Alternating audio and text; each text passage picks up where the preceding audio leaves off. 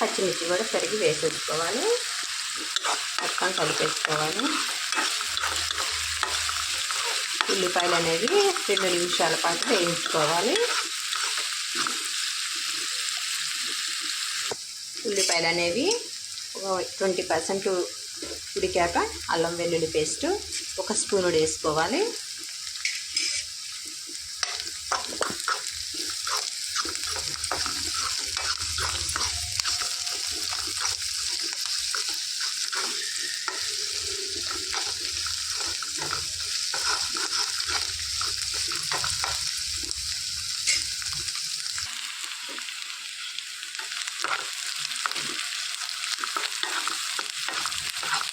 ఉల్లిపాయలు అనేవి మంచిగా మగ్గిపోయాయండి. ఇప్పుడు ఎగ్స్ ఉడికిపోయాయి. స్టవ్ ఆఫ్ చేసేసుకోవాలి. కాసేపు మూత పెట్టుకుంటే